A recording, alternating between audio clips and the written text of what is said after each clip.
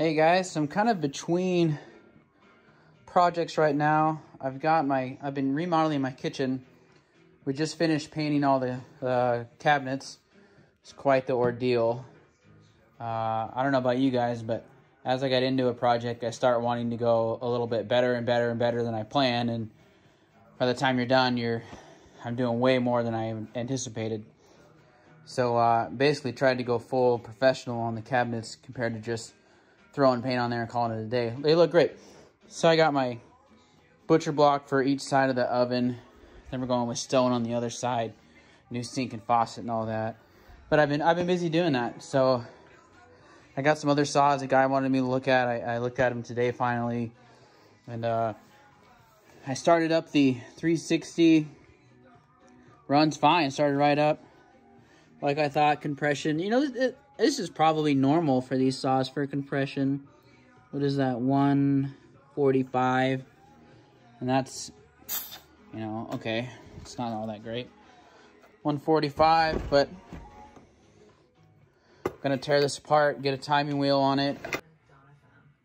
Look at this interesting setup. So the spark plug goes right there. So there's no spark plug wire. It's this thing. So somehow these, I mean, they're like the trigger unit. You got your coil here, goes down into there, into these guys, transmits into this thing, sends spark. Kind of cool. Someone has definitely already done work on this. I mean, the fuel line was replaced like I showed you earlier. I don't see anything wrong going on. Nothing looks too janky. I showed you that fuel line earlier, and that was very questionable craftsmanship. And if you're wondering about the 461, supposed to get those parts back later this week. The guy wanted to get them to me Monday, but he didn't get the parts in for his sandblaster, so he's kind of had to hold off. But he sent me the graphics and stuff he drew up for it. It's going to be cool. So I don't know. I think I'm probably going to end up doing this Homelite first before I get back to the 064. And also, by the way, I've got the 084 still. You know, that deal with the guy who was supposed to buy it fell through. I'm looking to get $1,000 for it. Probably a little more if I got to ship it to you. If you know anyone looking for a fully rebuilt, ported, great running 084, let me know. Alright, so I got the Homelite 360 torn down, and it's a weird saw, I'll tell you that. I mean, older saws kind of tend to be that way because they hadn't really, what would you say, that standardized the way chainsaws were built yet. But so the crank moves quite a bit. Honestly, I have no idea how the bearings are in there because, as you see, the case cannot be split right here. I think this part right here comes off. Kind of hard to tell, but you see some bolts up in there. And then look at this. So there's actually a removable rod, and it looks like needle bearings. And I bet you if you take that rod off, those needle bearings just go flying around everywhere. Very interesting. And that kind of looks like maybe an oil port or something. But crankcase looks pretty large. There was no gasket. I cannot tell if it had been off before or not. Maybe they just didn't use gaskets. I don't know. It's got two thin rings. Piston's in good shape. No issues with the piston at all. It's got really heavy carbon buildup, but it's not all over. It's just kind of in sections. And I mean, that's a lot. And I measured squish at 45 thousandths, so it's a lot. So I could take off 20 thousandths, 25 thousandths off the base and not have to do anything to the squish band, which does look nice. This reminds me a lot of the little saw I got down here, my Partner 500, and I think like Some of the Huskies, I think like the 350 or something, have really similar open port cylinders to this. Great shapes, nice flat square shapes. I don't know the skirt widths yet on these. Can't really see it.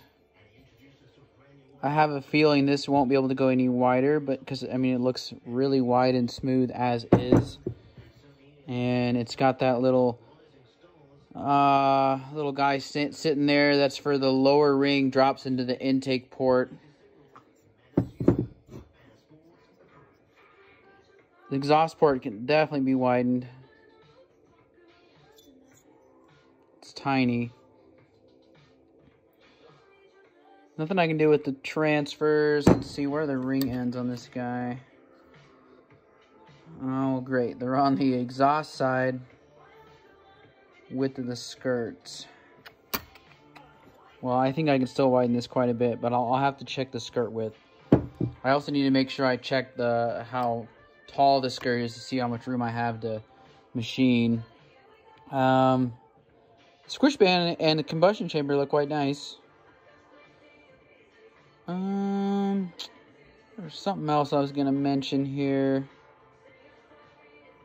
Oh, well, I don't know if it would need it, but I could add some sort of finger, or I could extend the transfers towards the intake side, since all the ring ends are on the exhaust side. Let's see what the piston diameter is.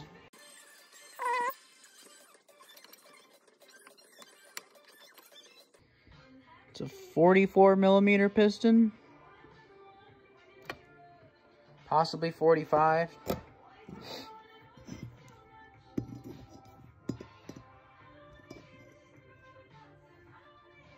$44.5. I think I have a new piston. I think that was part of the parts I got sent.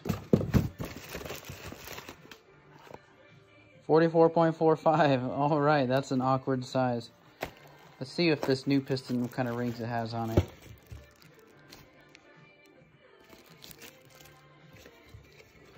I'll have to ask Nate, the owner, if he wants me to use this or not. I mean, I don't really need to. The original piston looks great. It could still have those new rings in it. They look like they were thin rings, so that should work out. A big hurdle, I don't know what I'm going to do yet, is the muffler is insane. So the cylinder sits on here. This is the bottom of the saw. This little guy goes right here. So it goes like that. So this muffler sits here like this.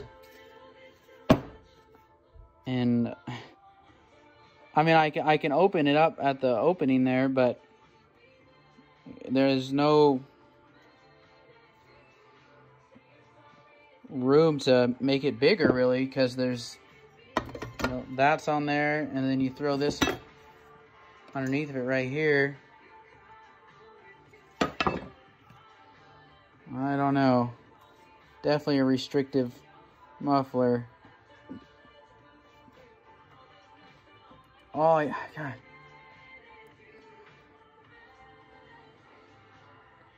I could possibly just chop off this whole section. If it even matters. I don't know. Maybe I'll open this up here, and maybe if there's stuff in there, maybe I could just gut that whole section.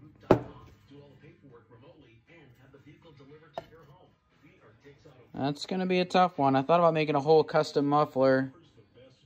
Really just a piece of metal to bolt onto it, and just to angle the exhaust, not really to muffle anything. But man, there's just no space down there. That will be interesting. And that whole rod and crank is blowing my mind, and I have no idea how or where or how the crankshaft bearings get replaced in this. So I can see something in there. Some kind of shield.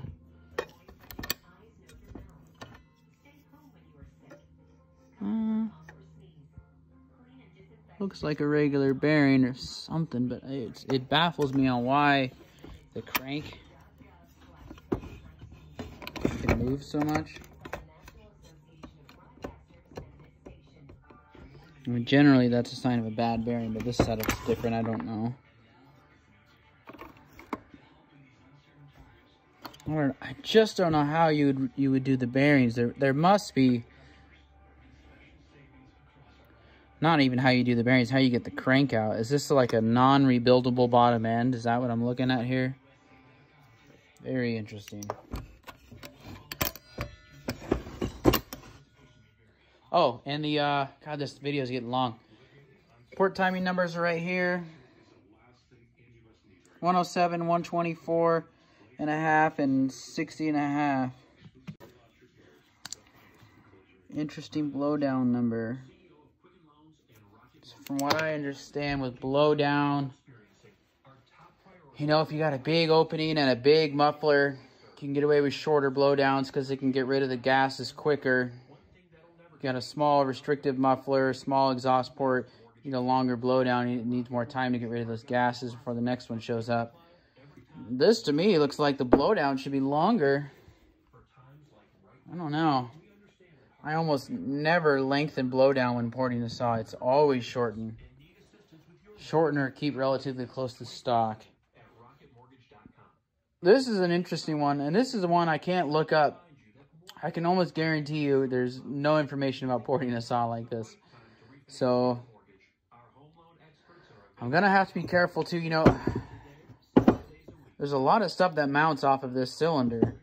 The coil mounts here, you know, the intake block goes on here, and then the muffler is in an interesting location. The muffler actually is probably okay. You know, if I get to lowering the jug so much, is everything going to still line up when I go to put the saw back together? But 25 thousandths isn't a ton. I don't know if I'll gain any compression though. You know, if I drop the jug 25 thousandths, I'm gonna move my exhaust probably to 110, and then I'm probably gonna want to put it back to 105, 104. So I don't even know if I'll gain any compression. Maybe just a touch. Be nice to cut a small pop up. I don't know. I don't know if I can get away with it. I think that's it for tonight.